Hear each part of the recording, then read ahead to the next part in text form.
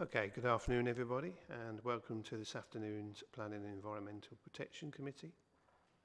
For those of you who are watching at home, welcome as well. This is for members of the public, so sir, if I just address you because you're the only one in here. If you need to use the toilets, they're just outside on the landing.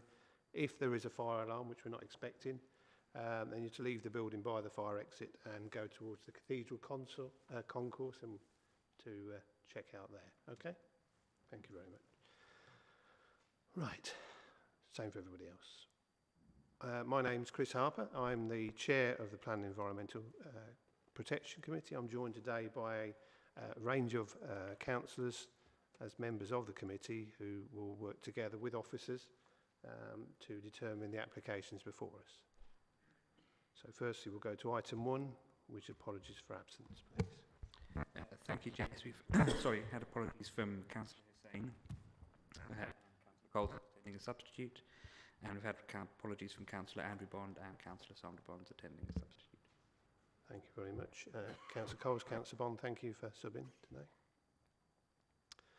Item 2 is declarations of interest. Yes, Councillor Jamil. I'll be speaking on item 1 as ward councillor. Okay, that would be item 3, but okay, it's fine, same thing.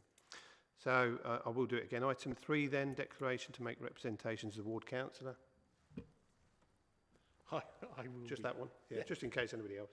That was all. Thank you. Item 4 then is the development control and enforcement matters. Item 4.1 relates to 5 Fortune buildings in Cowgate. And I'll ask Phil Moore, please, to introduce the application. Thank you. Thank you, Chairman. Good afternoon, everybody. My name is Phil Moore, Development Management Team Leader here at Peterborough. And I'm going to present this application to you on behalf of the Case Officer, Matt Thompson. So this is a retrospective application for the retention of a fixed canopy, a cafe in Cowgate area of Peterborough, and what's being asked for is a temporary permission for 3 years. This is the application site. It's a cafe along Cowgate. The canopy oversails the pavement in front of the property.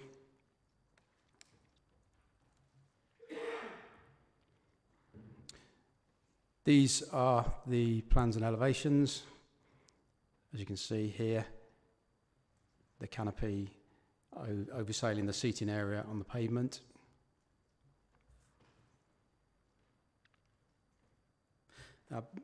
By way of background, there's a bit of history to this one. The premises had approval for a retractable canopy back in 2016, which was installed. The current structure was installed in 2021 without planning permission. A retrospective application was invited by our enforcement team, which was submitted and subsequently refused late 2021. The applicant at that time assured our enforcement team that they were going to appeal the decision. However, they didn't appeal. They then submitted the current application, which is identical in every way. Identical in terms of the actual structure, but this time they're asking for a 3-year temporary permission. So this photo here shows the structure in situ, and this is the cursor is showing the position of the structure.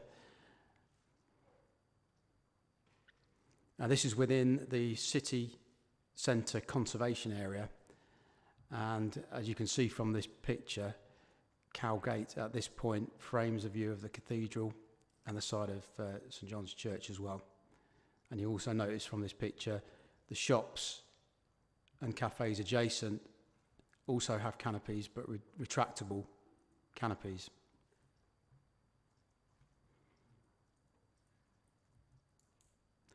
This is looking front on to the site. This is the canopy as it is at the moment. These are other canopies on nearby premises, retractable canopies. This is another view taken in January 2021 along Cowgate, and this is the premises. At that time they had a retractable canopy which did have planning permission.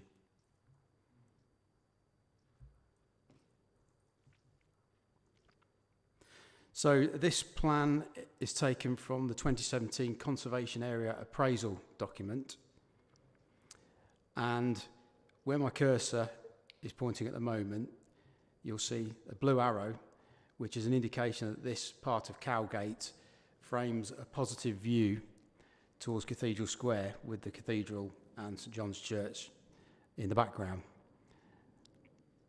And you'll also notice from this plan a dotted line which shows an extension to the conservation area which was recommended by this appraisal, and that extension now forms part of the conservation area. So the whole of Cowgate is now covered by the conservation area. The blue buildings indicate listed buildings. The yellow buildings are non-listed but contribute positively to the character of the conservation area. So the key issue for committee to consider is there any harm to heritage assets? And if so, is it outweighed by any public benefits? So very briefly, in terms of our evaluation, officers do consider that there is harm to the character of the conservation area, particularly this part of the conservation area which forms a positive view towards the cathedral. You'll note as well from the report there's a very strong objection from the conservation officer, which it goes into more detail about the reasons why it's harmful to the character of the conservation area. I must stress that officers have no objection in principle to a canopy of an appropriate design or to the concept of outdoor seating to the cafe. That's not what this is about. It's about this particular structure and its impact on the conservation area through its particular design. And just to stress as well that the previous retractable canopy performed exactly the same function, and equally a retractable canopy which would extend further over the pavement would perform the same function if designed appropriately. We don't believe that there is any justification for a temporary permission either, for the reasons set out in the report. There are no public benefits from this particular canopy that could not be achieved through a more appropriately designed retractable canopy, including the one that was there previously. And it could be argued, in fact we are arguing, that incremental erosion of the conservation area through small changes like this, whilst minor in themselves, over time they detract from the character of the conservation area, which is one of the reasons that attracts people to that part of the city in the first place, and therefore the vitality and economic health of the area. So in conclusion then, the recommendation is to refuse. Thank you, Chairman. Okay, thank you, Mr. Moore. We have one person registered to speak. That's Councillor Jamil. I think you can stay where you are, really, can't you? Are you happy with that? Yeah, rather than move down one chair. Seems a bit too much. Councillor Jamil, you know the way it works. You have 10 minutes when you're ready to address committee. Thank you, Chair. Good afternoon, committee. The Pizza Parlour is a Peterborough institution, a family business founded in 2016, and it employs 16 people. It's one of the few places in the city centre where you can also hear live music. Cowgate is one of our best and most vibrant city centre streets, with a concentration of independent businesses and lively nighttime economy. We've all read and seen how the hospitality sector is struggling. It was hit hard during the COVID pandemic, and now it's battling the cost of living crisis, soaring energy bills, rising food prices, wage inflation, staff shortages. Last month, the hospitality sector insolvencies hit their highest level since 2009. I think the applicant here, Mr. Fiero, and his family, the owners of the pizza parlour, should be commended for their commitments to do business, to keep their business and keep it going in Peterborough. Reading the background to this document, to the application, I understand that this property and the adjacent W.H. Brown building on the corner were only added to the conservation area when its boundary was reviewed, as we've heard, back in 2017. Before then, they were intentionally excluded. The north side of Cowgate has many modern buildings, and the pizza parlour is not listed or included on the council's list. Whilst the canopy does not technically fit our policies, I think it's important here that we balance this against the public benefits that it offers. Fundamentally, this is about helping a local business to survive. Mr. Fiore installed the canopy, committing to that expense at the height of the pandemic because his business needed it at that time.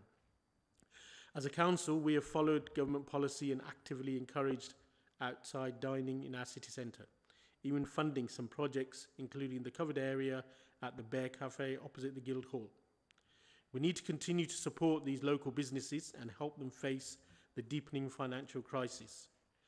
We are all holding our breath this week to see what further financial pain the Chancellor's autumn budget statement will bring as well. Chairman, therefore, I asked you a 3-year temporary planning permission for the canopy. As ward councillor, I fully support that, and I believe that any harm to the conservation area is minimal. This, after all, is a lively commercial street. The needs of the business here should be paramount. Thank you. Thank you, Councillor Jamil. Questions, please, from anybody? Councillor Hiller? So I'll have to go up. Okay. I'll just let Councillor Jones' heart monitor go off. No. Thank you, Councillor Jones. Thank you for that address, Councillor Jamil. I didn't see you within the script that you put forward for the reason for referral. It was almost as though it was written by somebody else, but I'm sure that's not the case. Tell me why. I'm real problems with this application, and I've sat on this committee for 15 years, and I don't really have the problems that I have with this. I just cannot understand why you are referring this item to committee. What you've pretty much outlined in your the address for referral, there's nothing in there that says that it should be where it is, that it should have been replaced from the original permitted retractable canopy. What's the difference between the retractable canopy that was there before and this permanent structure that our officers object to, quite rightly in my opinion, I have to say, that isn't there now? Tell me what the difference is. Why shouldn't it be replaced? Well, I think the first part of it is the expense that's going to be taking this new one on. Now, you may say that he's a business, he may incur this on an everyday basis. And secondly, I like myself, I don't see the problem with the view of the cathedral from where it, where the photograph that we saw. I actually think that this one, it actually enhances the actual building rather than causing any detriment. If I might, Chair, do you really think it enhances this building? I do, otherwise I wouldn't have said it. Yeah, okay. Why shouldn't this go back to the original retractable canopy? You talked about the expense of making it go back, but the expense was already incurred when the original or the permitted retractable canopy was replaced for this permanent structure. Surely that was a consideration at the time. It was. This is an extension for not something that's permanent. In 3 years' time, things will be different.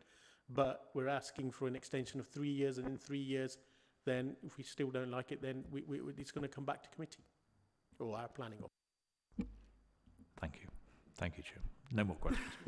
Thank you. Councillor Rush. Sorry, hand up. Thank you, Chair. Could you tell me why a fixed canopy is more beneficial to the pizza parlour than a retractable one, please? I would love to, but I don't.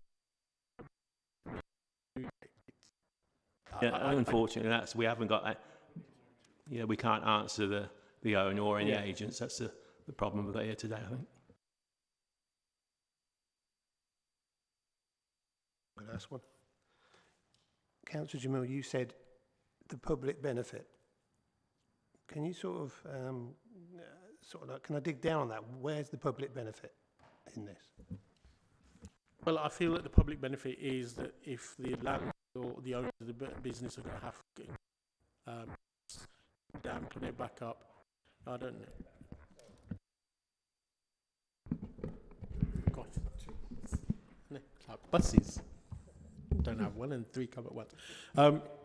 It's the benefit is the structure of the building itself. I know that we in Council Hill differ from what it looks like, how it is, but it's the cost to the business itself of replacing it at this particular time. So therefore, I think a 3-year extension, and then it comes back to us, and then we can make the decision again. Yeah, I get you. I just don't. That answer doesn't answer my question. I got that from when you spoke to councillor, but you actually said in your address public benefit, and I'm thinking, what does Joe Public get from having a fixed canopy over a extended canopy? That's the bit I'm just trying to get down to. Where's the public benefit? If Joe Public goes down, he goes, oh, that's a benefit. Where does he get that? Well, you've got a petition signed by over 500 people. They are members of the public who feel that that is the best solution for when they go to that restaurant.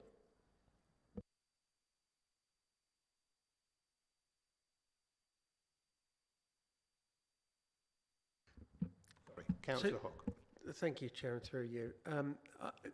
This is probably an unfair question of yourself, but as Councillor Rush says, the owner hasn't deemed to appear before us or send an agent. What I don't understand is the owner of this business, I can only assume, was more than aware of what planning permission they had for a canopy. They took the decision to take a different solution, which, you know, from the look of it, is quite highly engineered, and I can only believe was more expensive than a like-for-like replacement of what was there. But they took that risk. They knew at the time that canopy was not to spec, and they took the risk and thought, I will do this anyway. I can't, you've not been able to, and I'm not suggesting that it's your responsibility too, but I've not seen, as you know, my colleagues have said, there's no discernible reason for taking this design over what was originally there. So I take on board that, you know, that the owner has decided, you know, you're saying, well, he's gone to the expense of making the thing, but that was a risk that he took when he made that decision, that business decision. So in the absence of any, you know, we're not hearing any reason to why this design was chosen and why it is of more benefit than the previous one, other than the fact that they just thought it was a good idea. Is that fair? Like you said, the owner or the agent are not here as to why, and I wouldn't want to, you know, to try and pretend I know why they did that.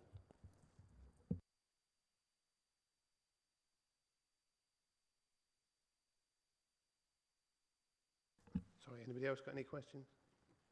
No. Right, I'm going to move then to any questions then for officers. Any clarification needed? Yes, Councillor. Just in terms of the retractable canopies, is it that a retractable one can't reach this far, or is there anything that a retractable, or that you can discern that the retractable wasn't able to do, that this new design is able to do for the business? Again, it may be an unfair question, so I'm happy for you to say that's not your remit. I think that the permanent canopy that's been installed probably does reach further than the approved retractable one. However, if you look at the slide, you'll see that the shop adjacent has a retractable canopy which extends almost exactly to the same extent as the current one. So it is perfectly possible for a retractable canopy to reach the same extent and be designed appropriately to fit in with that conservation area. Okay. Anybody else? Yes, Councillor Jones. Thank you, Chair. Is there a retractable canopy behind the permanent structure?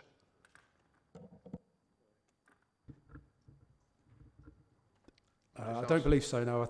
I think that has been removed to enable this permanent one to be fixed.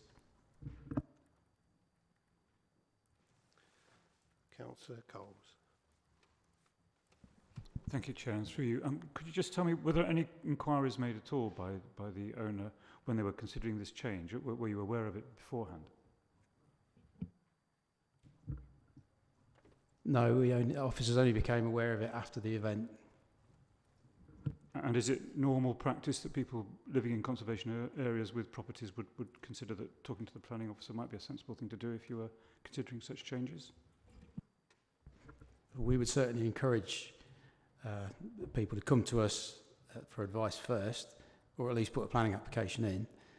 It's not illegal to do something which needs planning permission without having obtained planning permission first. It's unlawful, and it is entirely at that person's risk.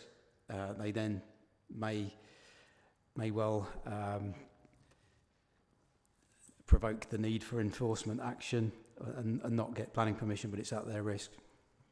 And just to be clear, that the same people that applied for the original extendable canopy, so they were aware of restrictions that were already on the site. I believe so, yes. Yes, Councillor Sharp. So I'm just getting into the hands. Thank you, Chair. Through you. So, if the fixed structure that is currently there now was of the same massing, same size and scale of the retractable one that's shown in the picture that you've got up, would you be determining that that has the impact on the views to the cathedral and up Cowgate?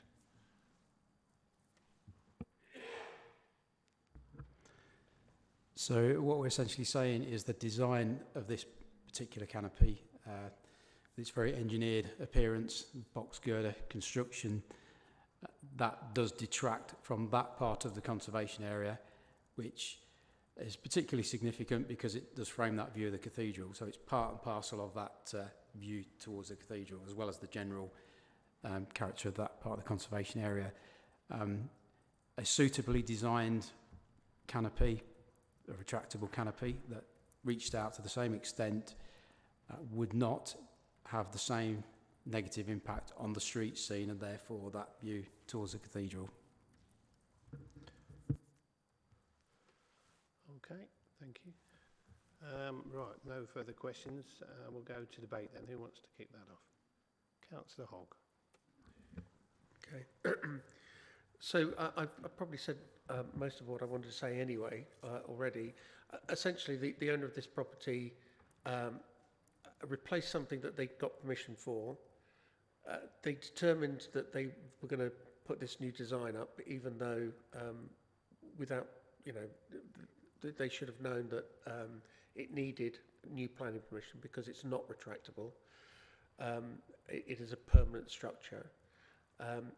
As the officer said, this is, it might be seen by some to be a small incremental change. But before we know it, suddenly the look of our high street is suddenly going to look completely different from what it was. And I can't see, if there had been a particular reason why this structure was particularly beneficial, but it doesn't seem to be performing any other function than what the retractable one would do.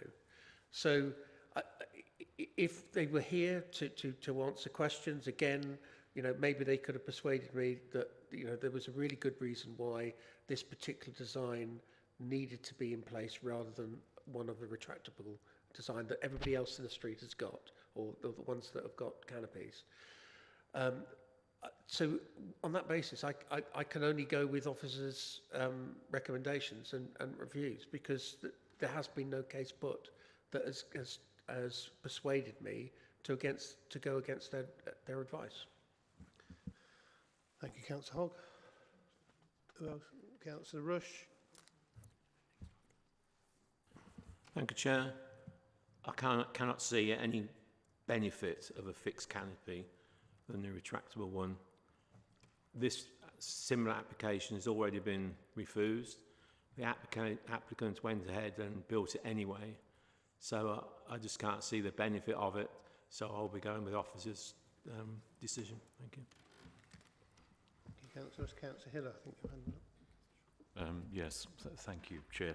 I'm broadly in agreement with Councillor Hogg in his summary. Frankly, if the only reasons are one of economics, and what we're not deciding here is whether we give a 3-year temporary permission or whatever. To me, it's exactly as both Councillor Hogg and Councillor Rush have determined it.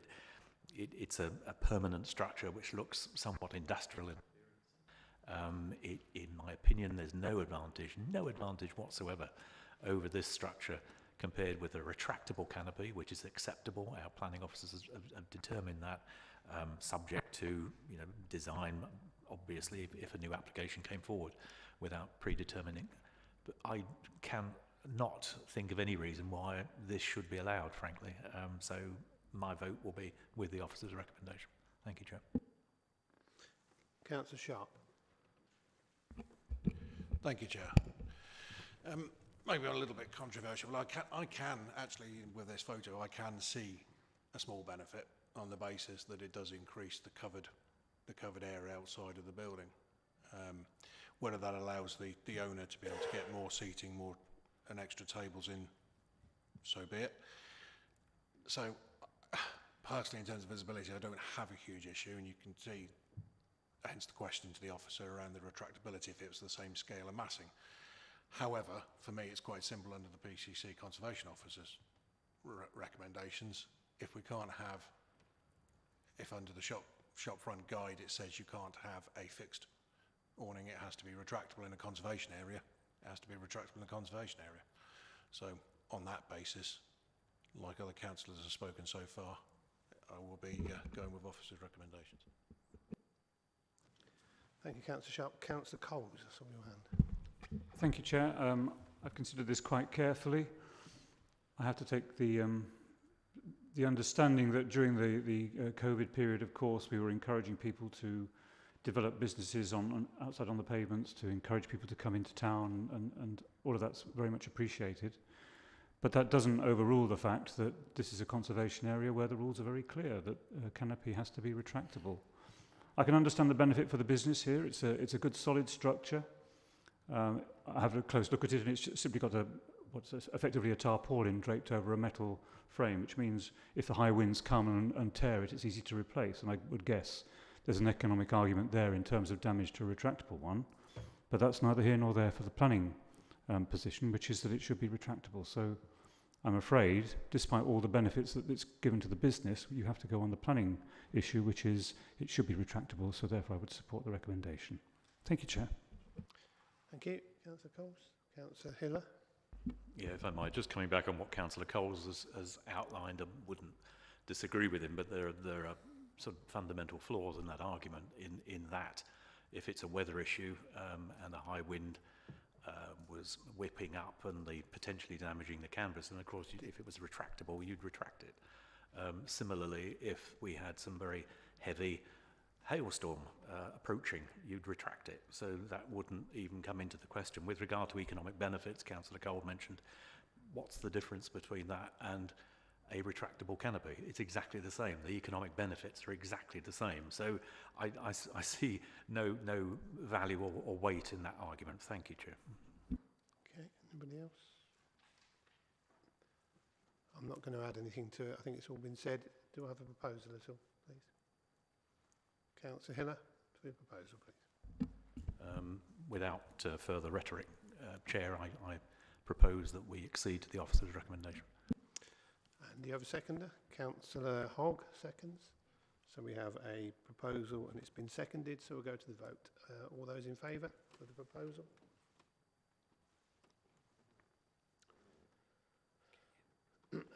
And against? None. Any abstentions in that? No. So from a vote point of view, it's unanimous and the application is refused. Thank you. Okay. Just give us a second. Just wait for the officer for the next one to get set up.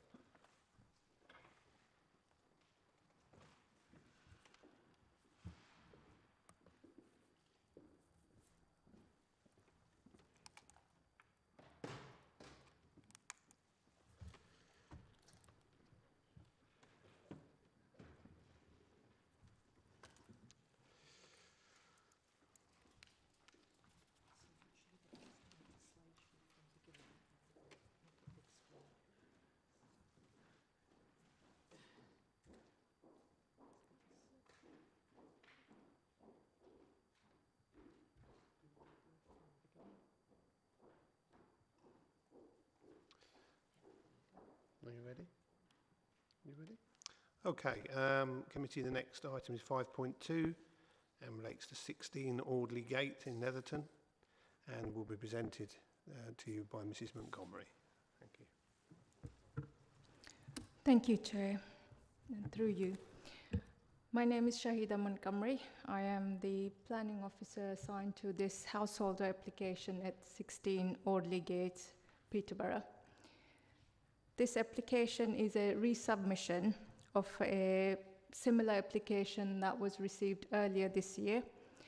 Officers working on the application at the time raised planning concerns, and that was withdrawn by the applicant. This slide, this is the site location plan. The application site is outlined in red. It is about 170 meters or so from the Longthorpe Conservation Area. However, the application site itself is not in a conservation area, and there are no listed buildings in the immediate vicinity. The aerial view here shows the application site again, and you can get an idea of the surrounding area, which is predominantly residential. Properties sit set back from the highway edge, and there's green verges and a general area of spaciousness, large plots, and significant large properties. This is a street view of the application site. The adjacent properties are situated with separation gaps, and the front of the street is characterized by mature trees. There are no tree preservation orders on any of the mature trees on the application site, and because this is not in a conservation area, they can be removed as well. This is a street view looking south towards Thorpe Hall and the conservation area. This photo shows typical designs of properties in the residential area. There are 2-story detached dwellings, and there's a variety of design as well. This is the principal elevation of the application site and the host dwelling, as you would see from the public footway.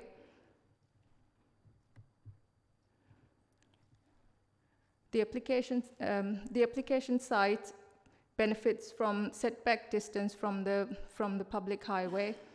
There is greenery to the front, and the dwelling house sits with separation on both sides.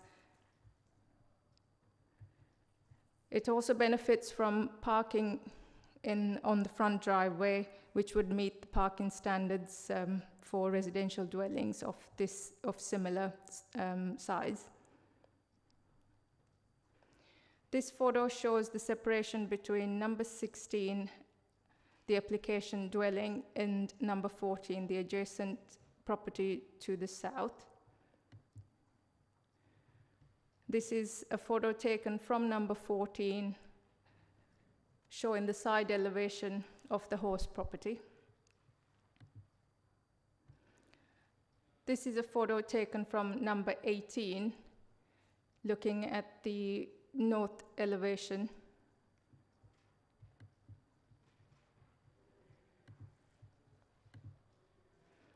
This is a rear view of the host dwelling.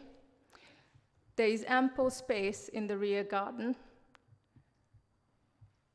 And on the left-hand side, against the existing fencing, you can see a single-story garage, which is sited to the rear of the building line, and then the entrance area, both single-story. Therefore, the visual appearance is of a dwelling house that sits with ample gap and separation between the adjacent neighboring dwellings. This is a view towards the rear garden. The plot is quite substantial. This is a rear view looking at the space between number 16 and number 18.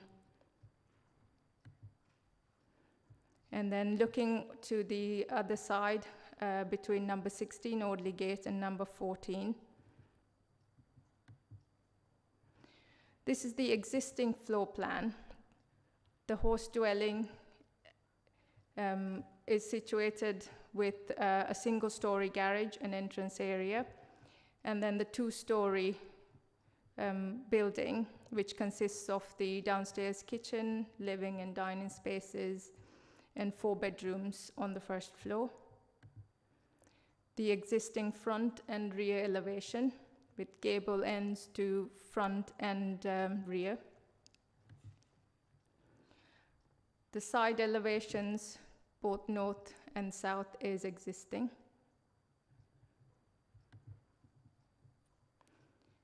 This is the existing block plan and the proposed block plan for comparison. The shaded areas that you see on the proposed block plan, I will show on the next slide. The yellow hatched areas are the two-story elements, and the hatched area to the rear is a single-story element, and then to the front on both sides are single-story elements as well. So the proposal is the same as that was applied for earlier during the year and was withdrawn by the applicant. And it consists of 1.5 meter deep single-story front extension, which would be 3.65 meter wide on the north side and 3.8 meter wide on the south side, with an additional 1 meter deep canopy above the entrance.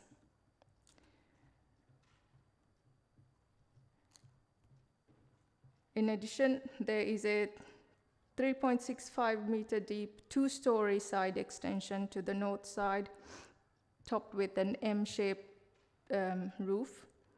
A 3.65 meter deep two-story side extension to the south side, topped with an M-shaped roof. To the rear, there would be an 8 meter deep flat roof single-story rear extension. This would be 14.5 meter wide, with a roof lantern, and on top of that, on the first floor, there would be a 3.5 meter deep first floor extension, which would be 7.1 meter deep, 7.1 meter wide, excuse me. The scheme would not impact on the existing driveway, therefore they would be able to park a minimum of 3 cars, which would meet the parking standards. This slide shows the front elevation and the rear elevation is proposed. You can see the entrance on the front elevation is where it would come out to the side, leaving a gap of 1 meter to number 14 Audley Gate. And then on the left-hand side, the two-story element will project to the side, leaving about 600 millimeters to number 18 Audley Gate. This slide shows the two side elevations as proposed. The two-story element that would project towards the adjacent properties and the shared boundary is topped with this M-shaped roof. And then on the side elevation, the north side elevation to the left-hand side is the single-story element.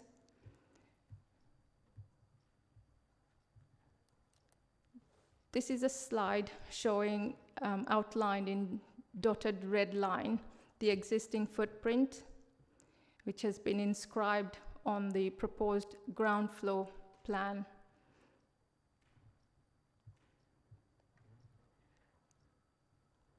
The boundary line that's towards number 18 to the north should actually slant out so that it starts off with a 1 meter gap to the front proposed, and it does widen as it goes towards the rear garden.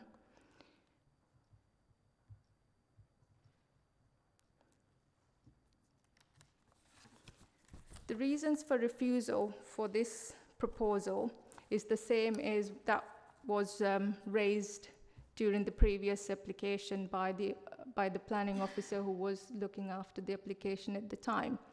It is to say that the design was recommended for revisions based on the fact that it was quite substantial, quite dominant, and the design, especially of the roof, was seen to be incongruent and out of keeping for residential development, especially considering the design within the surrounding area.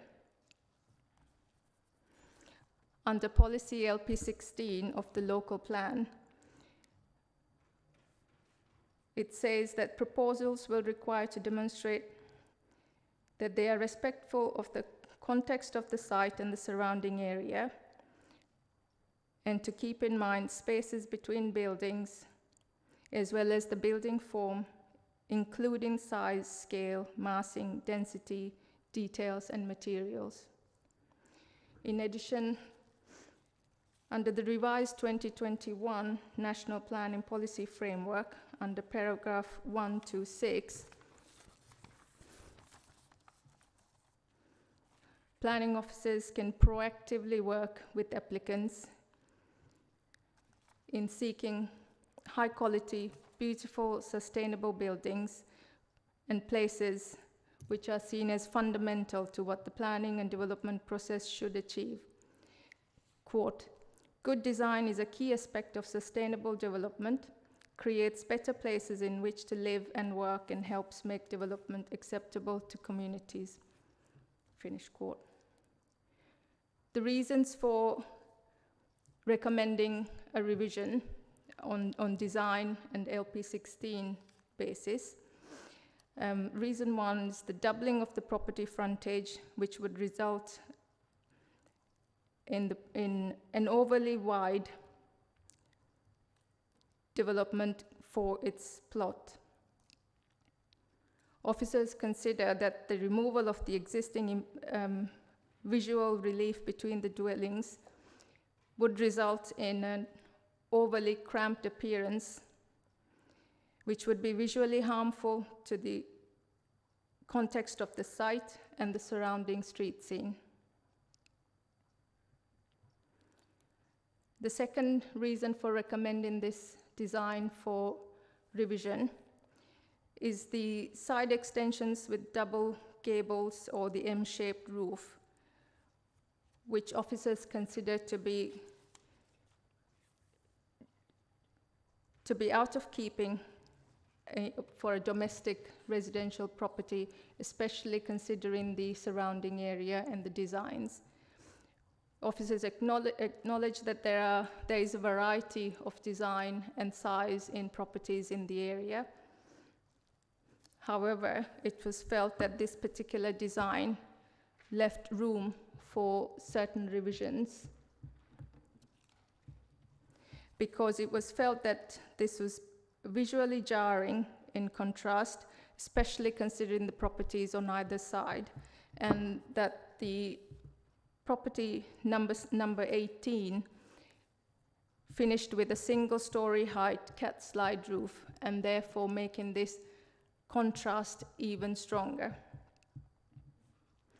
Officers acknowledge that the plot is large in size and as such could potentially accommodate a fairly large extension to the property, subject to a more sympathetic design. The recommendation of refusal is therefore not in respect of the principle of extending the dwelling, but rather in respect of the specific extension proposed, its siting, scale, and design. Thank you. Thank you very much, Mrs. Montgomery. We do not have Councillor Ranzeb today, the ward councillor, but we do have the applicant, Mr. Shafiq. Mr. Shafiq, if you'd like to go to this chair here, where there's a mic.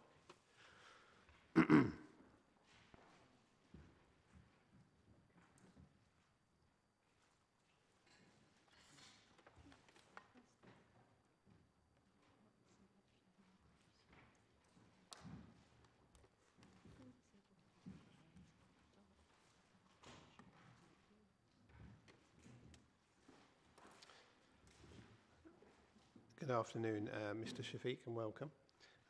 Once you press the button, which is the bottom button, right at the bottom of the picture of a face, you'll have 5 minutes to address committee when you're ready. Thank you for your time in seeing me today, and also for those who came and visited the site on Friday. I was not expecting so many people, so apologies for the way I was dressed and also not being hospitable at all. I would like to first start by mentioning that you are aware that this is the same application submitted in January 2022, but then withdrawn. I've intentionally resubmitted the same application. There's 4 main reasons for this. Number one, there's a genuine need for this development for my family. Secondly, the encouragement and support provided by neighbours. Number 3, acknowledgement and honesty that I'm not doing anything in a staged application manner to trick the council and do the development over a number of years. And 4th, financial and time restriction. I do apologise for the speed of my speaking today. It's just that I do have a few points to go through, which I will do within 5 minutes, hopefully. The first point is genuine need for development. We are a family of 7, soon 8. I have 3 young children who attend the local school, 2 elderly parents over the age of 65, and a dependent wife and sister. I also have another baby due soon. There is a need for a big house to cater for us for the next 15 to 20 years minimum. The extension is not large for the sake of being large. It's made specifically to cater for our large family. You've seen the plot house, big it is. You've heard that it could be, there's no objection to the general principal extension. I have not gone for something exceptionally grotesquely large for the sake of that. My mother struggles with her mobility. I've intentionally made something where she has a disability room downstairs. I worry for my father who's having further back surgery, and he will be soon immobile, unfortunately, as well. The rooms on the first floor have been made to accommodate private areas for myself, my spouse, my adult sister, and then also my 3 grown children will ultimately need their own space. No part of this, sorry, that's repetition. The garden area at the front and back will be maintained to a high standard to allow my family, especially my parents, to enjoy their retirement. This is why I've intentionally not extended more than I need to, or even created, as an example, a large back room at the rear of the garden, which people then often use for dwelling thereafter. I wish to retain as much garden area and greenery at the front and rear as much as I can. It is also worth to mention that even with this extension, the garden land to the front and rear, this property will still remain as possibly the largest on the whole street, given that it is the largest plot in the area. Moving on to the current state of the property, it is important to note it is in its original state when built in the 1960s. It's a small 3-bedroom, or technically 4-bedroom house with an old gas and system which only works on the ground floor. Most importantly, it has signs of subsidence and is certainly outdated. The work I propose will hopefully address the issue of subsidence and strengthen the frame of the property. Please note that many of the residents, well, a lot of the residents have already carried out developments in the area given the original 1960s way that these properties were built. The second point is encouragement support from direct neighbours who are engaged and involved in the plans from the outset. From purchase of the property, the majority of neighbours on each side, 2-3 houses down, and also the ones behind me, there were met and friendly relationships built. They're all elderly retired individuals who have been residents in the properties for over 15 years, and I'm so pleased to know like-minded family were moving in who wish to remain in the area for long term. Like themselves, we are a family unit and wish to contribute to the area as our final residents for the next 15 to 20 years. My direct neighbours at number 14 and also number 18 were engaged in all stages of the planning. Sorry, my neighbours behind, my two neighbours behind were also engaged. I had a caveat that I would not do anything that would upset anyone, and you have seen that no one has objected to anything that's been done. They were very supportive, offering ideas and even being excited and well pleased with the design, and even commenting how they felt it would result in the whole area benefiting in terms of street value and encouraging others to upgrade their houses.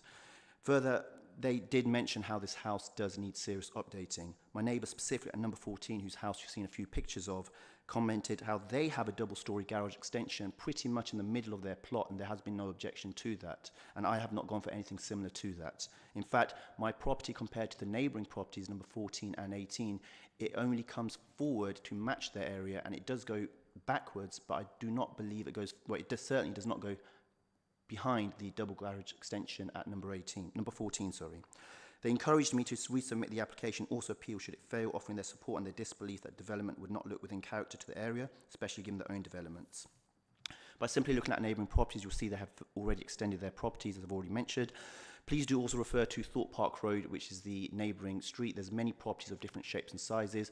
The kind planning officer has also mentioned that this area does have varying designs. The parent planning officers have written they believe the doubling of the property frontage would result in a property that appears too wide for its plot. I have intentionally left space to the side of each sides of the property, and as you have seen the Google Earth satellite view on the plan, there are other properties, well, not there are other properties, all 30 seconds remaining. Okay, acknowledgement and honesty, I have not intentionally played the system where I've submitted a grotesquely large extension. I have not done this in a staged manner. I have not intentionally done that, so I could do this over a number of years. And that does bring me up to my fourth point, which is financial time restriction. Given the cost of living crisis and so on, I do not want to do this application over a long period. My elderly parents need somewhere safe and stable to remain, as do my children who are growing and are like sponges.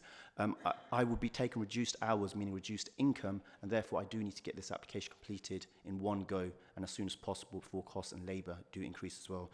I would speak a bit more, but I'm understanding of your time. Thank you. Thank you very much, Mr. Shafiq. Members have questions? Councillor Heather. Thank you, Chair, and through you. Good afternoon, Mr. Rangzeb. You'd make a very good horse race commentator, I must say.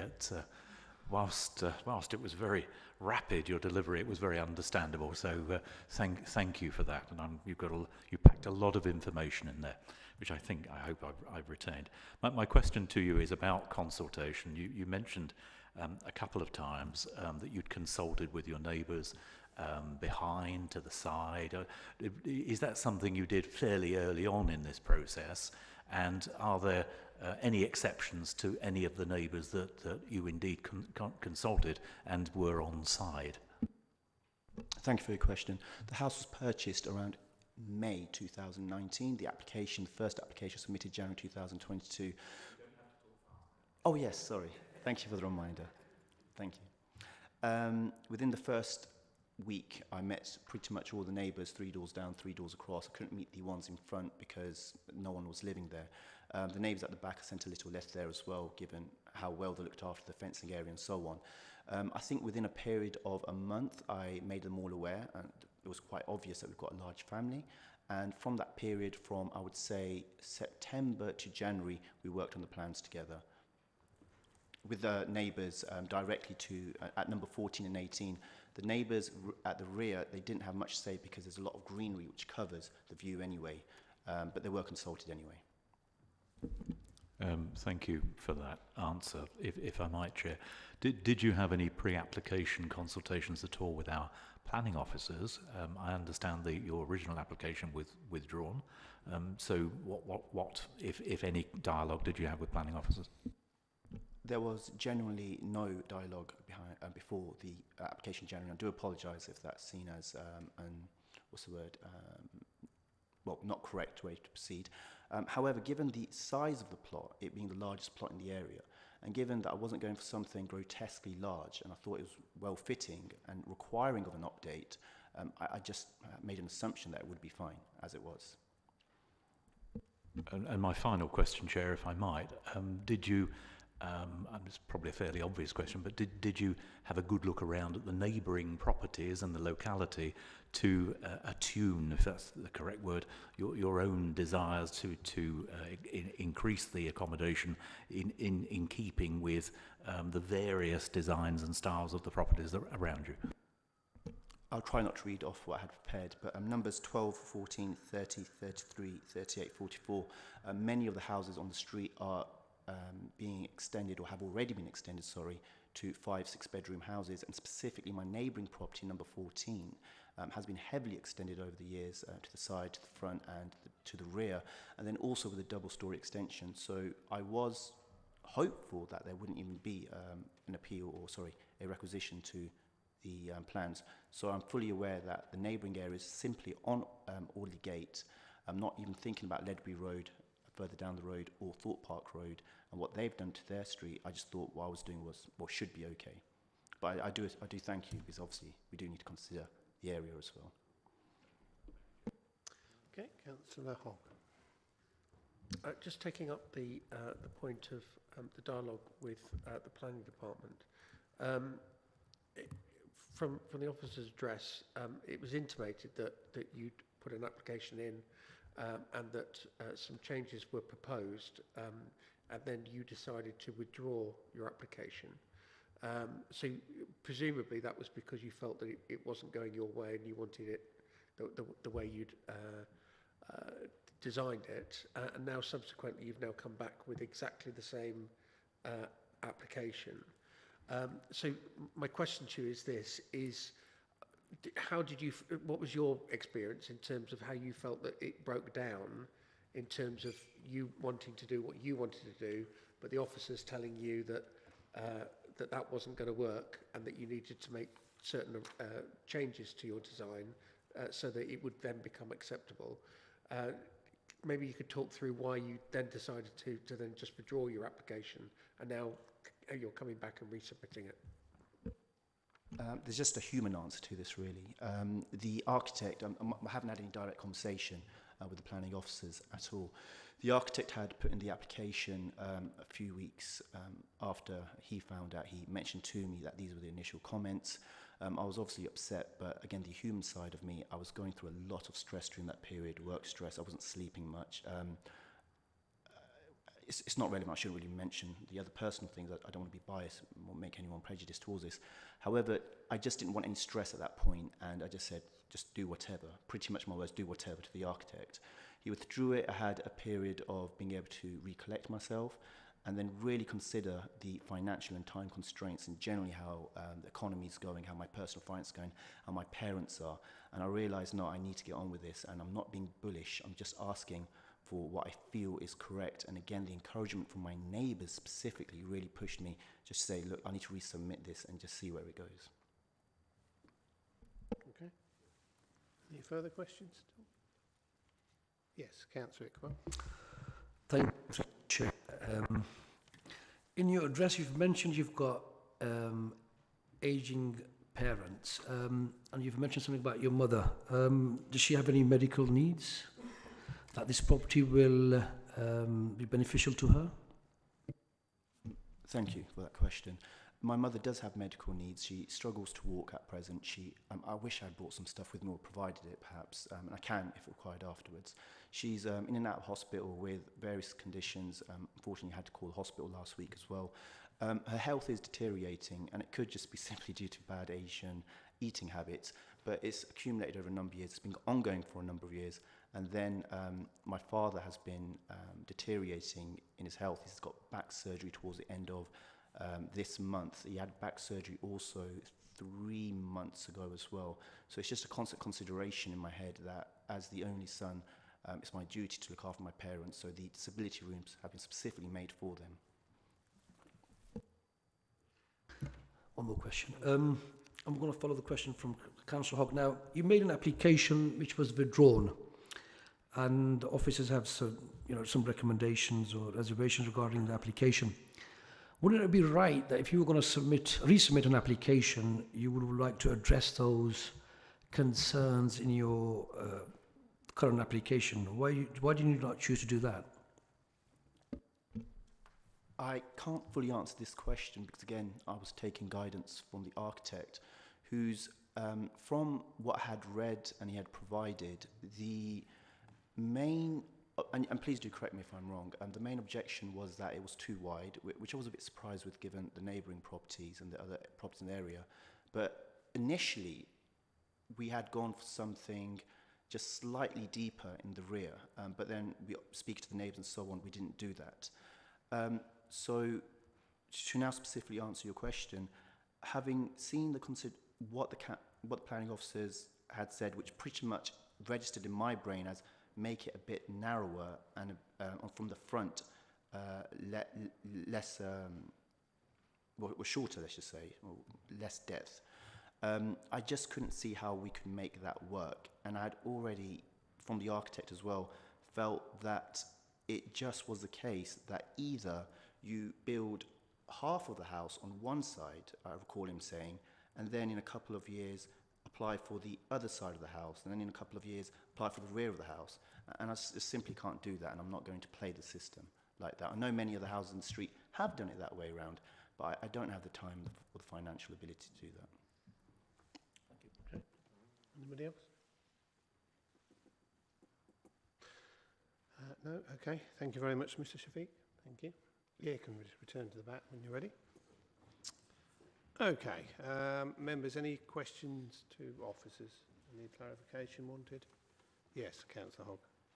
I just wanted to clarify that sort of the previous application, there had been a full dialogue between the planning department and the applicant, where the planning department outlined where they felt that the design was going wrong, and essentially what could be done to put it back into line, as it were. Thank you. It was a different DM officer who was looking after the application at the time. He is not working with Peterborough City Council at the moment. However, I have one email on record which was sent on 3rd March, and in which it's referring to the architect who was acting as agent, and it says, regrettably, we are not able to support the application. The scheme as submitted is wholly unacceptable and fails to pay any respect to the site and its surrounding area. The scheme is vast and substantial, with a fundamental issue of lack of design cohesiveness and respect to the context of the area.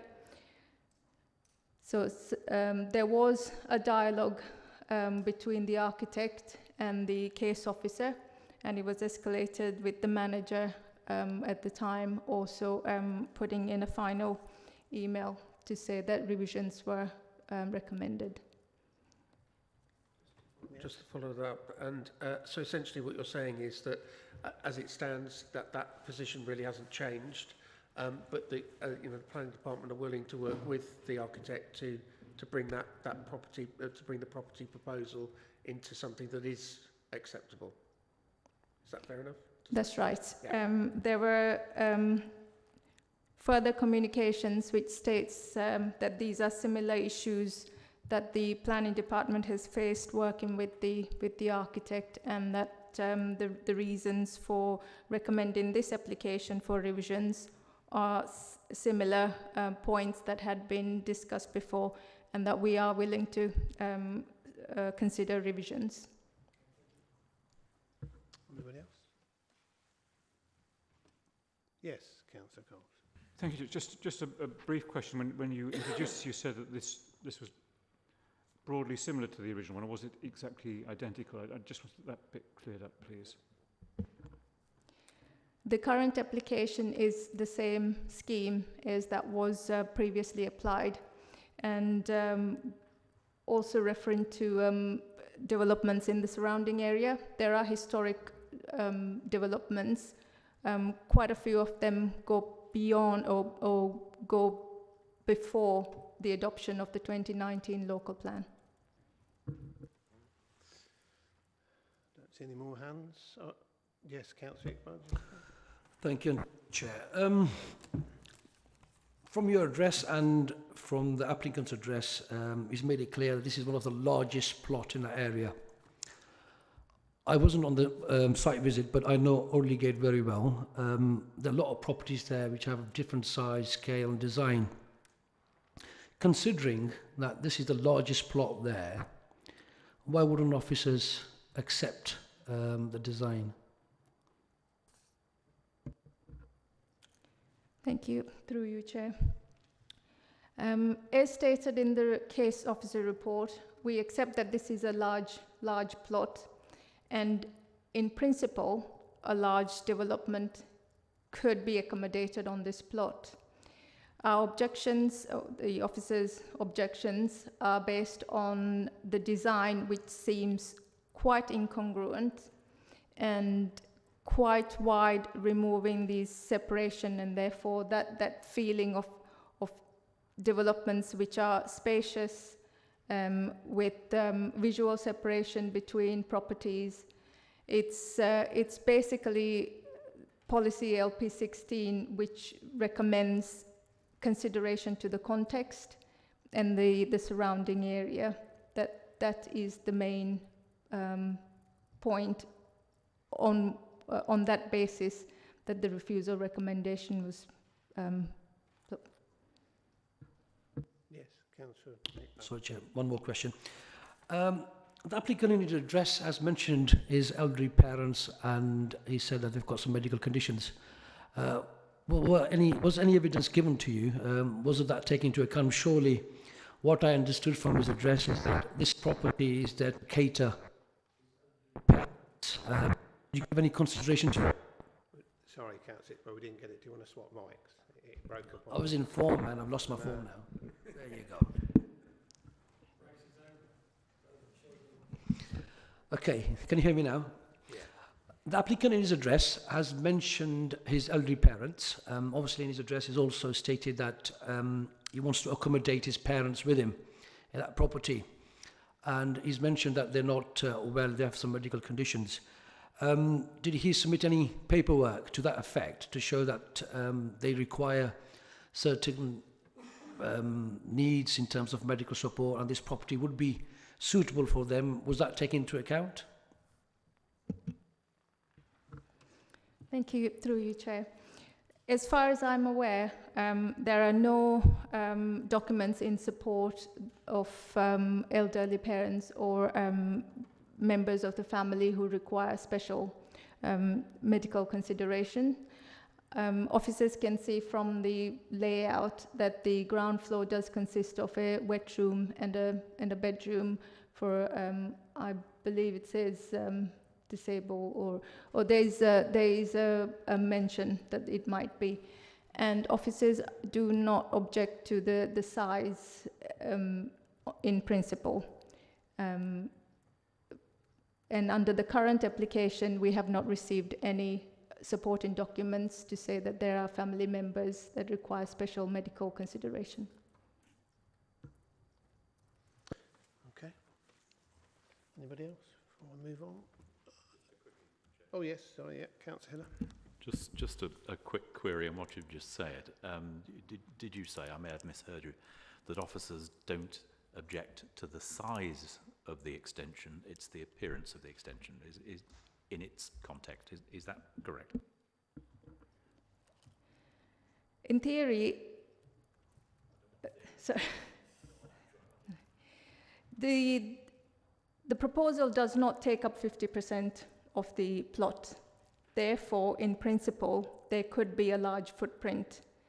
It is very much the design, the incongruent and awkward design that the refusal recommendation is based on. So to that question, the answer is yes. Yes. Any further questions? No? No? Okay, let's go to debate then. Who wants to start that? Ooh, Councillor Hogg, please. So I have a lot of sympathy for the applicant in terms of, you know, the need to establish a subsidizable family home to incorporate his family needs, you know, and that's very laudable, and etc. etc. And I also understand that he feels that time is not on his side, and he wants to get on with getting this project off its feet and up and running. And it's just regrettable that the applicant doesn't seem to be much evidence that he wants to be you know, open to suggestions from our planning department to get something done and dusted, and instead decided to come forward with something that he knew was not acceptable to our planning officers. And it just seems to me that if the true priority here is to get a home for his family to live in, the quickest way forward would be to make compromises on his design so that he's able to get it through and up and running and built. I do believe that our planning department will be there to advise and help a subsequent application, so that it can come either to us or actually just get agreed by those officers, with some changes made. So, you know, it's been said that it's not specifically the size of the application that's the issue, just merely kind of the design. Specifically, I think the main issue is this kind of M-shaped roof design that is incongruous to the area. In fact, it's really kind of incongruous to a residential area full stop. It's more of a kind of an industrial type look and feel to the building. So I am going to go with officers' recommendations to refuse, but I would encourage the applicant to come back to the planning department and work with them in a collegiate sort of way, so that he can get what he actually really wants to, you know, what is the important thing here. And the important thing is that he can have a house, that he can have his family, and they can all be together, and it works for them. So that would be my advice. Thank you. Thank you, Councillor Hogg. Next, who's next? Who wants to talk? Yes, Councillor Warren. Very much like what Councillor Hogg said, I do have sympathy with the resident and about this size of property, but I cannot go with this property. I do feel that the size of the doubling of the size of footprint of this application will have a negative impact on the character and appearance of that site. So I understand that this property does have reasons for an extension, but I do not believe this is the right extension for the right area with the doubling of the size. So I will go with the officer's recommendation of a refusal of the application. Thank you, Councillor Warren. Anybody else? Councillor Hiller? Yes, thank you, Chair, and through you, I found myself in synergy with the two previous commentators in that I completely get the need for the increase in size for this property, and indeed our planning officer, Mrs. Montgomery, hasn't objected overtly to the actual size of the extension. It's just the appearance of the extension. And I think, Chair, if we look back to LP 16, the reason for refusal, it is very clear in that if we consider that an extension like this would cause visual harm to the character and appearance of the site, and I'm quoting obviously, and surrounding area by eroding the existing open, spacious character and generous separation distances, important point, between the existing dwellings. I mean, and it does, indeed, it is contrary to that policy. If you, as we did on Friday, Chair, we looked around the area, the houses in this area are all dissimilar. There aren't any the same, and this, whilst it's apparently the largest plot, I haven't got a tape measure so I don't know, but it was a reasonable sized garden certainly, it's probably the smallest house, and it struck me as then that it was incongruous having such a small property and a very as I would always term it, built for function and accommodation rather than form within that generous plot. yes, it needs expanding, yes, it needs improving, and for all the reasons that the applicant has mentioned, but in the right way. And I think the dialogue and the negotiation, if it gets to that stage with planning officers, is absolutely critical, because you only get one chance to get it right. And I think it's really important that the applicant takes a step back, despite all the commentary about needing to push forward, needing to get things sorted. Okay, but that should have happened in the first place. And rather than just withdraw and resubmit the same application, the applicant, in my humble opinion, should have spoken to our officers and say, look, guys, what is acceptable? And then we can have that dialogue. So I will be supporting the officer's recommendation. Thank you, Chair. Thank you. Councillor Iqbal. Thank you, and through you, Chair. In response to Councillor Hogg, where he says that the applicant has failed to cooperate with officers. I've been sitting on the planning committee for many years.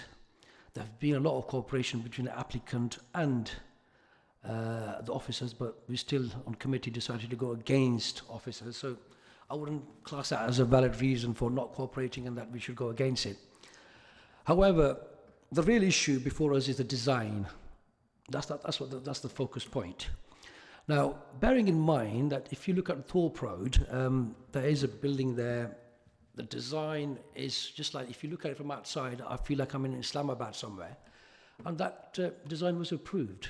Whether it was done by the inspector or not, it was. So we need to bear that in mind. Yeah, that's one thing. Secondly, the applicant does have an option to appeal. I mean, if the size is not an issue, the design is an issue, we've got to bear in mind that there may be a possibility that if he appeals, it may be overturned by the inspector. So looking in the round and taking into account his personal circumstances, I think his address is very clear, accurate, and very honest and straightforward person. And what he did, he told us what he did, what he didn't do, he told us what he didn't do. But looking and taking into account that he failed to provide evidence in terms of his parents' medical needs, which he should have, and officers should have taken into account. Sitting on the planning committee, there have been many cases where we have taken that into account and we went against officers' recommendation, taking into consideration that the parents have a need that needs to be provided by the accommodation. Again, there's a failure on his part, or there's a failure on the officer's part for not asking for those documents. I think we as a committee, we're independent, we should take that into account before making a decision. So as a whole, being the largest plot, Aldgate is a road where you can't have a set of design, they're different design, different sizes. Taking that into account, I think it outweighs the officer's concerns. And based on that, I feel that we as a committee should go against the officer's recommendation. However, I will be listening to other councillors' views, but this is my position at this stage. Thank you. Thank you, Councillor Iqbal. Anybody else? Yes, Councillor Coles. Thank you, Chair, and through you. It was very good to go and see the site, and I appreciate I'm a sub and not regular on this committee, so it's not as familiar as Councillor Iqbal is, of course. But I've looked at the plan, I've come to understand the plan, and it's clear to me it's the design issue that's the problem and how close this proposed property is to the two adjacent properties. It's very clear we should be supporting intergenerational living.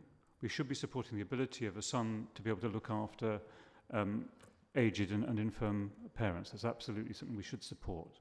But we must do that in the context of this particular area, and not just what the current neighbours think, but what future neighbours might think about the development. So we have to have a mind to that as well.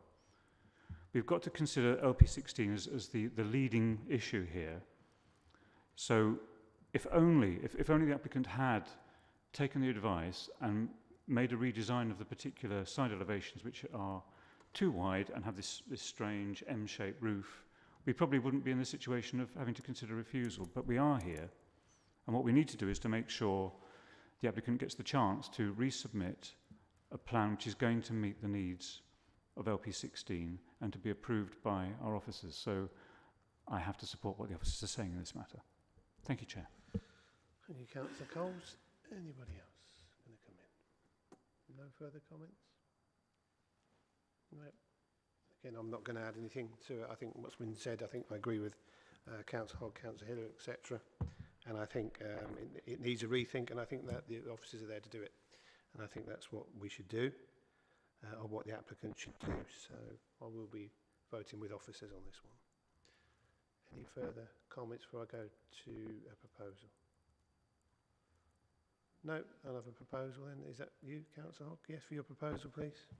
So the proposal, unsurprisingly, is to go with officers' recommendation and refuse. But I would urge the applicant to come back, talk to our planning department, and see, you know, how, you know, in short order to, you know, to come back and get a plan that works for him and his family. Is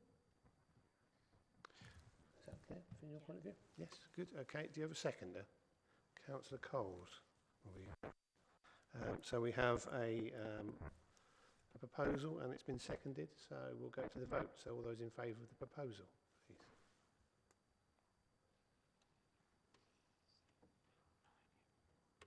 So 9. And against? 2. There's no abstentions, and I don't believe there. Yep. So the application is approved. Refused. Refused. My apologies. I meant the proposal. So.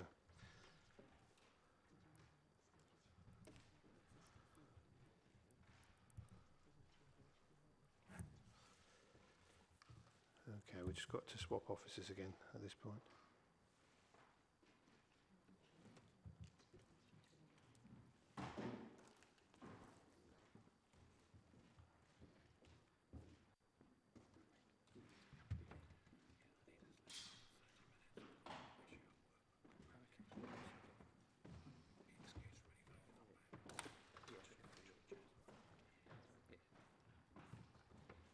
Sorry.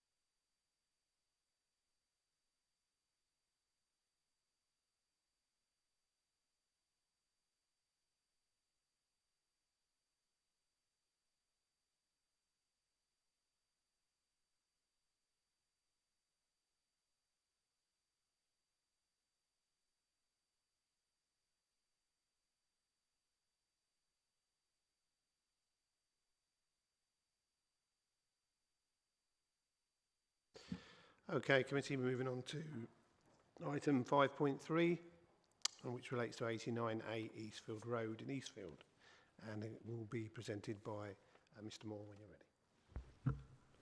Thank you, Chairman. So I'm presenting this one on behalf of the case officer, Matt Thompson. So this is an application for a new retail unit on Eastfield Road. The application site is outlined in red. The land outlined in blue is in the same ownership. And before I go any further, you will have seen, or you will have been notified of some further comments from Councillor Jackie Allen, who called the application in. So I won't go through that because the points raised have either been addressed already, or I will address them as I go through the presentation. So the site is within an area of shops and cafes within Eastfield Road, designated local centre. As you can see from these pictures, it's a parade of shops, mostly 19th century buildings. I think there's a cafe there as well, a pizza place. And on the opposite side of the road is the cemetery. And this Google Earth picture shows the site, which is where my cursor is pointing to. Currently, it's just an open area used for storage, parking, unloading.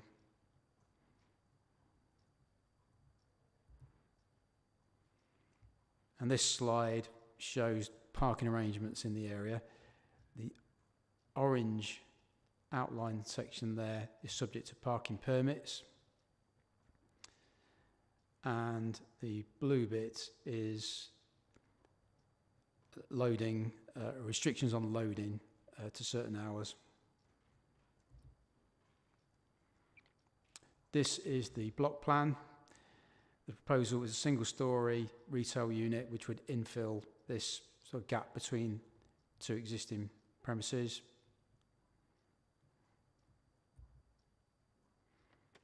Those are the elevations and plans as existing. And this is as proposed.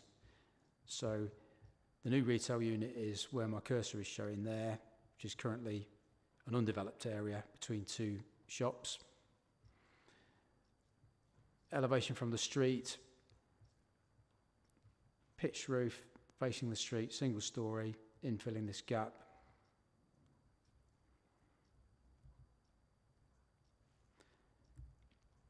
And then in terms of our evaluation, very briefly, as I said previously, it's within a designated local centre in which new retail is acceptable in principle under policy LP12. There's no objection from highways or our pollution team. We have added a condition requiring security measures to be submitted and approved, specifically because, as you see on the plan here, there would be the creation of a passageway. It's not showing any gates on it, so we are seeking details of gates and security measures to ensure that that passageway doesn't become vulnerable to crime and antisocial behaviour. In terms of parking, that's one of the issues that Councillor Jackie Allen raised again in her latest comments. So just to clarify,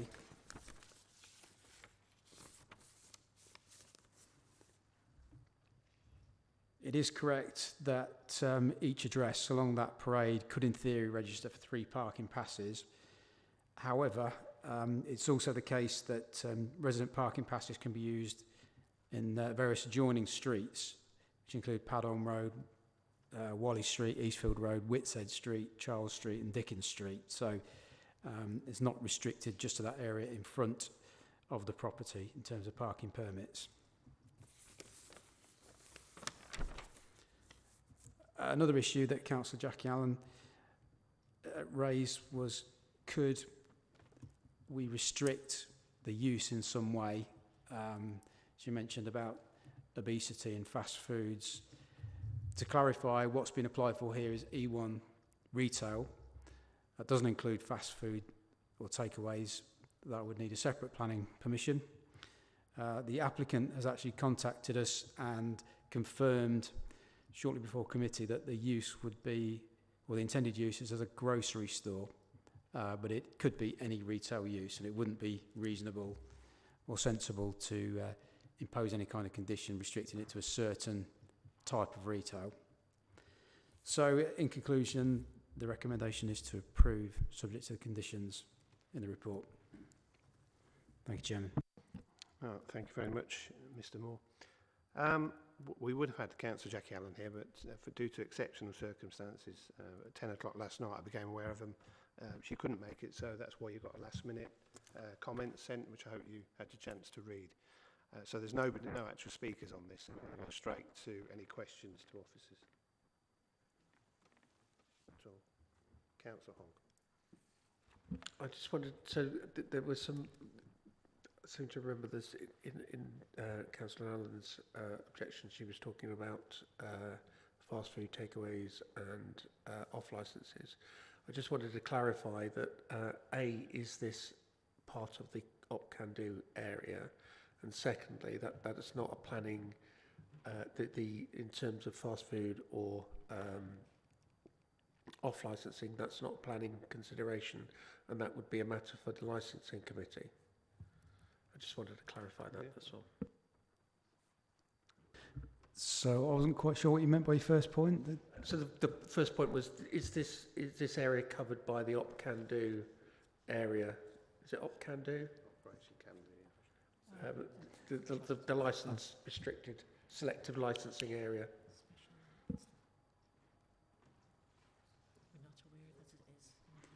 We're not aware that that's the case for this site. Second question, I'm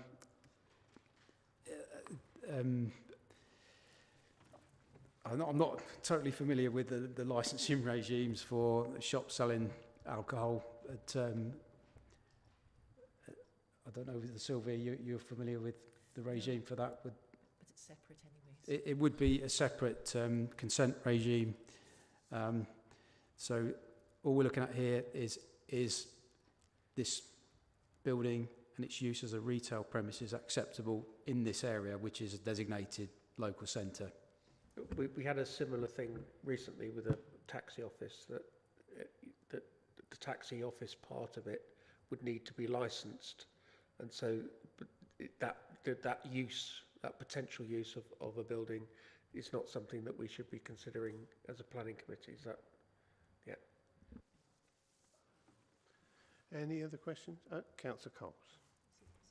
Thank you, Chair. Could we just clarify the security question? I note from the papers that CCTV was originally proposed, but that's been withdrawn. I was just wondering about how one, in planning terms, could secure the passageway to prevent ASB and what that was exactly and whether that's likely to change.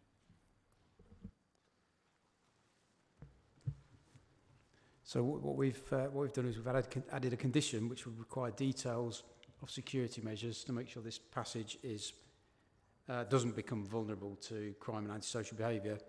And specifically, we're looking for details of a gate at the front of the street, and lighting and CCTV cameras if that's deemed to be necessary.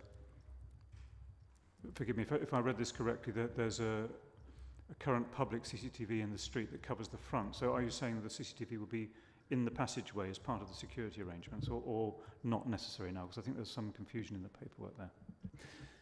I think that's somewhat open to the applicant to provide the details to us, for us to be satisfied that what they put in front of us is sufficient to ensure that that passageway is safe and doesn't become a haven for antisocial behaviour. So if they can demonstrate to us that just a gate is enough, we will accept that. Obviously, we will go to the police liaison officer and get their advice. It might be that they're happy with that, and that's all we need. Yes, Councillor. Thank you, Chair, through you. In your presentation, you've said that highway is the only issue, and what you've said that the people who've got parking permits, they could park in other streets. You also mentioned that it's a designated area, parking shouldn't be an issue. My question to you is that, were these questions asked by Councillor Allen, and did you address them the way you addressed the committee, and she still decided to call it into committee?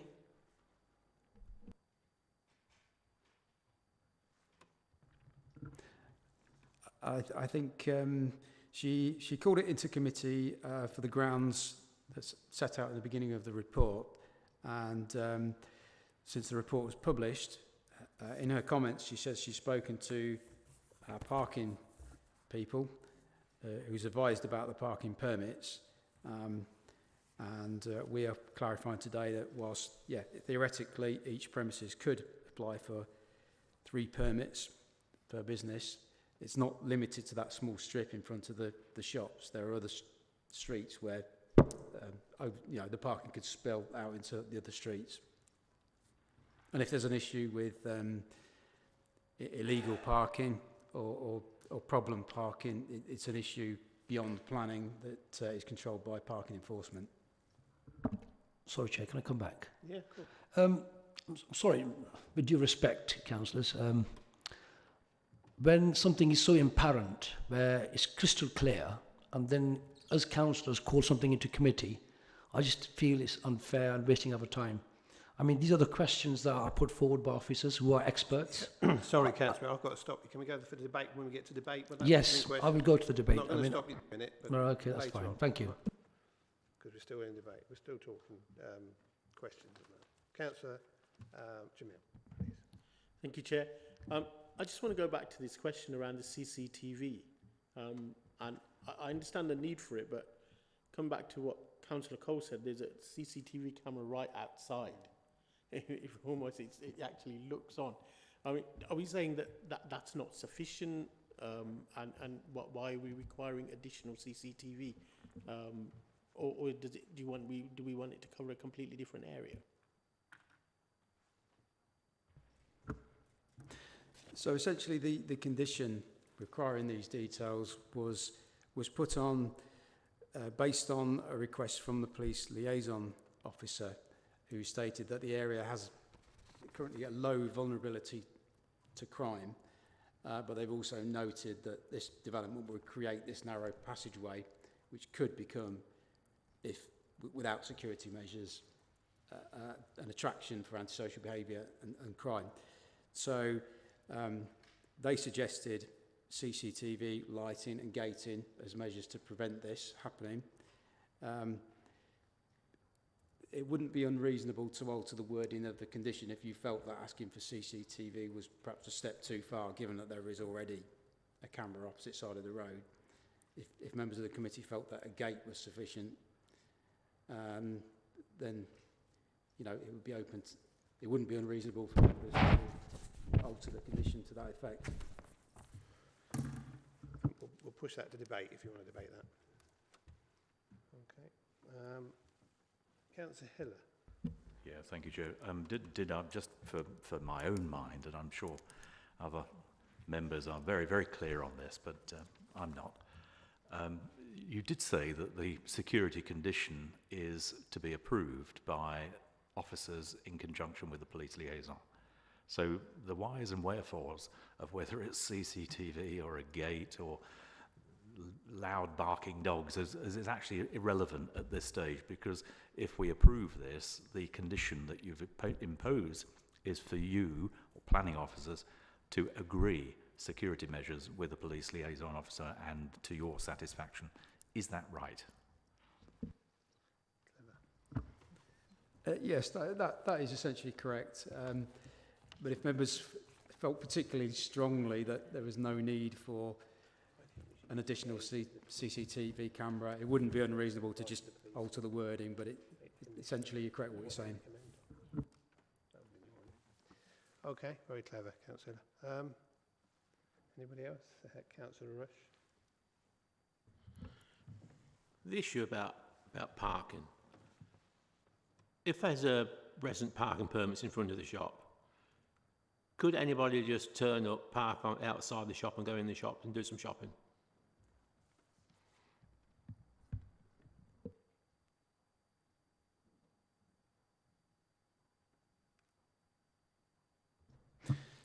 So this slide explains the parking situation. So certain times of the day, the slots or the spaces can be used either for resident permit holders or for a very short amount of time for people wishing to stop, go into the shop, come out again.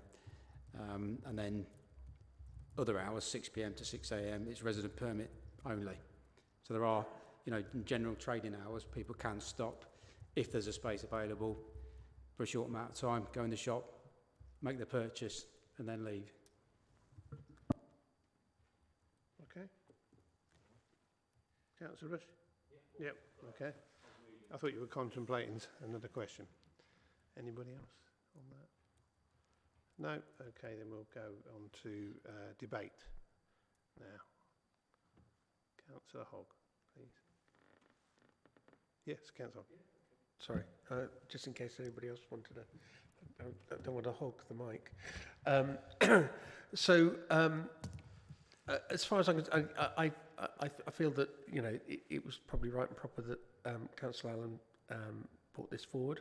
I think she had some, for her mind, was some reasonable issues that needed to be discussed. I think we've kind of put those to bed. As far as I'm concerned, there's nothing wrong with this application. I think it can go through. I think that the concerns in terms of security can be dealt with by way of a condition for the officers and the police to presumably what they need is what they're saying is they want a CCTV camera down the alleyway because it may be a blind spot from the existing CCTV. I don't want to put words in their mouth, but that was my understanding of it. So as far as I'm concerned, this is an appropriate area to put a building of this description in, and I think that the kind of the concerns that have been raised are now kind of fallen away, as it were. It's unfortunate that Councillor Allen was unable to attend, and I'm sure there was a perfectly reasonable explanation for that. But it would have been nice, as always, to when people do raise objections, to be able to have the opportunity to question them a little bit on there, so we can sort of dive into the detail. But that said, yes, quite happy to approve. Okay, thank you, Councillor. Anybody else want to enter the debate? Did you want to come in anymore? Councillor Iqbal. Thank you, Chair, and through you. I mean, if you look at the reason, committee, the only reason is the highway safety. That's the only reason. Now, if Councillor Allen had approached the highway and asked those relevant questions, I'm sure they would have been addressed the way they are being addressed at committee. And taking that on board, I don't think that this planning application should have been at the committee and we were discussing it. Should have been approved straight away. So looking at the reason that it's a designated area where parking is not an issue, that's the first thing you should take into account. Then she made inquiries about parking permits. That was explained that if you have parking permits, you could park elsewhere in the streets. Again, on the question, what Council asked about whether you could park, yes, you can park for a couple of minutes and then move on after your purchase. So taking that into account, I don't think this application should have been before the committee at all.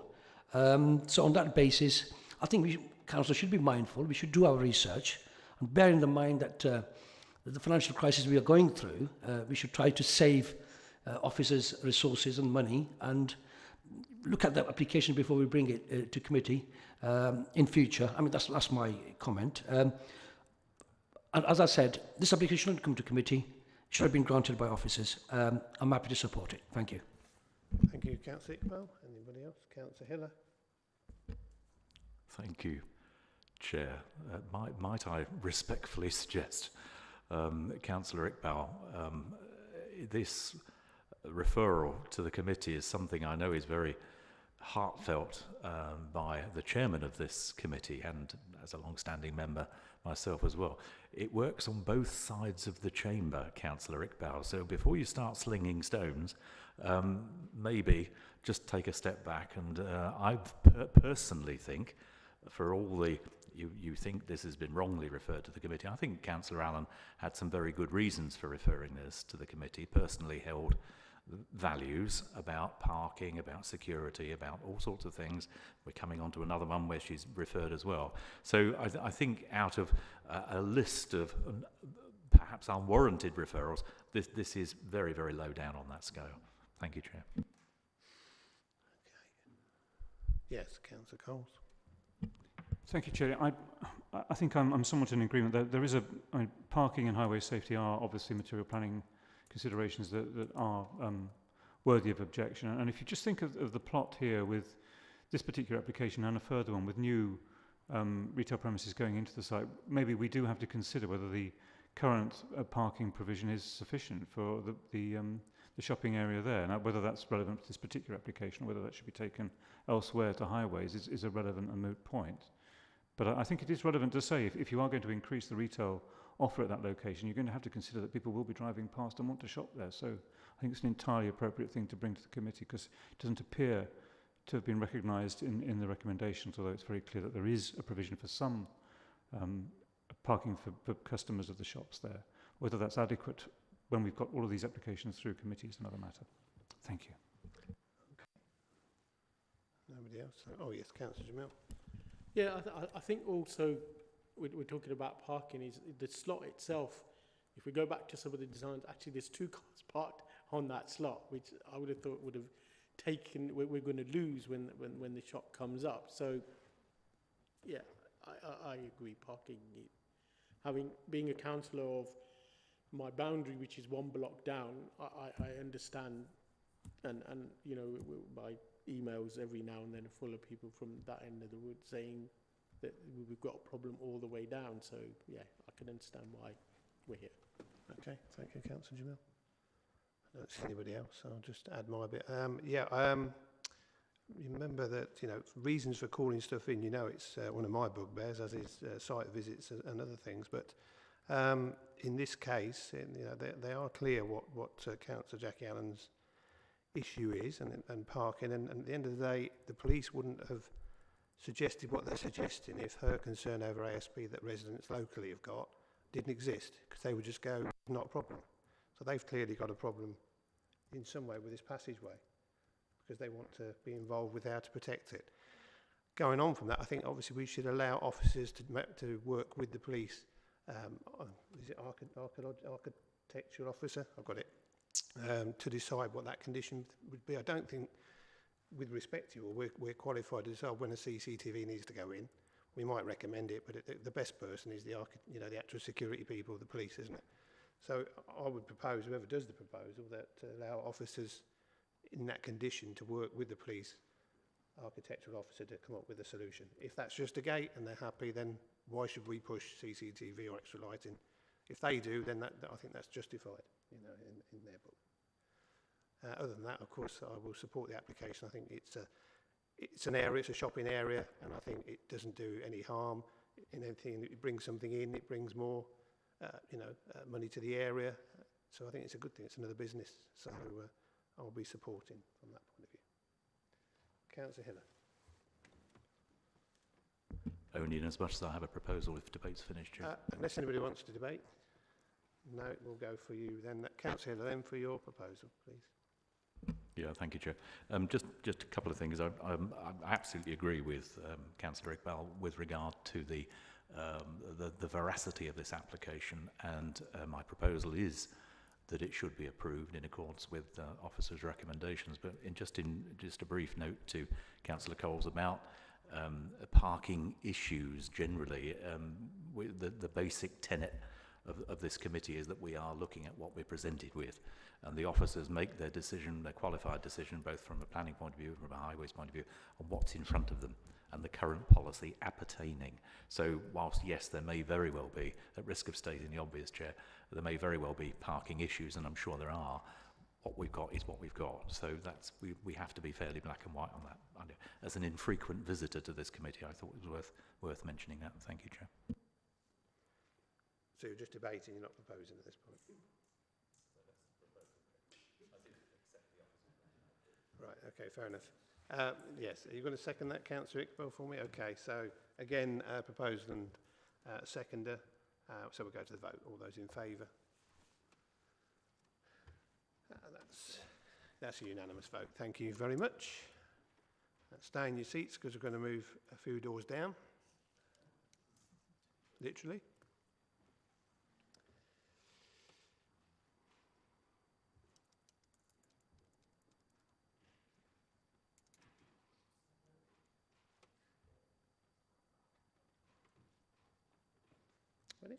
No, just introduce it. Item 5.4 then relates to 85 Eastfield Road in Eastfield, and again will be presented by Mr. Moore. Are you ready? Thank you again, Chairman. So this one I'm presenting on behalf of the case officer, Karen Ip. This is very similar to the previous application, so I won't go through every point as I did. So this one is a few doors down, as the Chairman said. This one's number 85. This is the location plan. Where my cursor is the site. This is a slightly more zoomed in. And this plan shows the extent of the local centre as designated in policy LP12 of the local plan. And this arrow shows the application site. This one is slightly different from the previous application in that it doesn't propose a new building, it proposes conversion of the ground floor of a house, which is currently divided into flats. So essentially the conversion of a flat into a retail unit. And at the moment, these are the existing elevations, existing floor plan, existing block plan. Street view showing the application site in the context of the local shopping area This is a bit more zoomed in. The arrow is showing the application site, and this gap here is where the previous application relates to. As you can see at the moment, it's got a bay window. The premises has been, well, the bottom floor has been unoccupied for several years, at least 10 years, and has been boarded up and semi-derelict for that time. Now this clearly shows what the parking restrictions are directly outside of that property. And I would add, in terms of parking, because this is changed from one use to another, it will have no impact on parking permits. So if it was used for its authorised use, i.e. a flat, the same number of parking permits would be applicable to that as would be to the use as a shop. And then there's that slide again showing the extent of the parking restrictions. These are the proposed elevations. Shop front designed in a fairly traditional manner, door in the centre, windows either side, fascia sign at the top.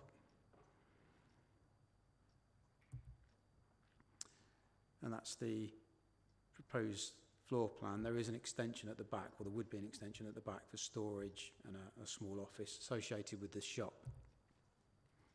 And this shows the extent of the extension at the back as proposed. So, as with the previous application that we discussed, it's within a designated local centre where retail is acceptable in principle. No objections from highways or pollution control departments. Parking permits, as I've just explained, there'll be no change there from existing. We did originally recommend a condition similar to the previous application regarding security measures. However, we have had that has been challenged by the applicant, and they put forward some quite sensible reasons as to why they think it's not appropriate for this case. There is no passages or anything like that proposed as part of this one, and there is obviously the CCTV camera opposite side of the road. So we agree with the applicant that any condition requiring additional security measures is unreasonable, doesn't fit the test of conditions. So, as you will have seen in the update paper, we're recommending that condition number 4, is dropped. So, in conclusion, it's recommended for approval subject to conditions 1, 2 and 3. Thank you, Chairman. Thank you, Phil. Okay, again, this is Councillor Jackie Allen's calling for similar reasons, and I'm sure you've seen that you've read the update, but it's clear that she's not here, so we'll just move to any questions on this one at all. Okay, any debate then? Let's go for debate. Shouldn't take a lot. Yes, Councillor. Yeah, thank you, Chair. My only concern would be the loss of that bay front to the property. As somebody that actually looks quite fondly on architectural stages through the centuries, and certainly the recent years and the 19th century in particular, I think it's quite an attractive bay, but you know, is it actually going to be missed in that street scene? It is a predominantly retail street scene. That's not to suggest we shouldn't look favourably at all retention of architectural features, but I think in this case, Chair, I don't see that it's going to be one loss too far. So I don't have any real issues over any of the aspects of this application. Just to be clear, though, these is 2 completely separate applicants for these properties, so there's no synergy between the 2. Yeah, thank you, Chair. Thank you. Anybody else? Councillor Hogg.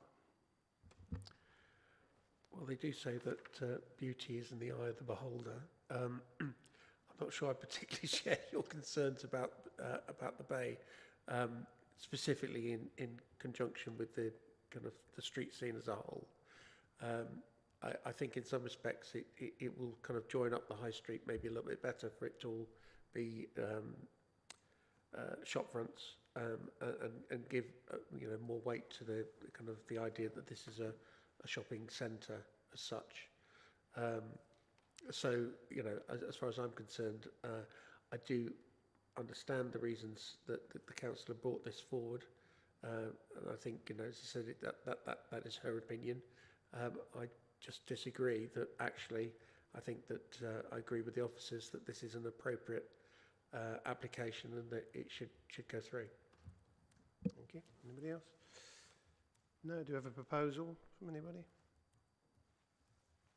Councillor Hiller, got one there. Please, for your proposal.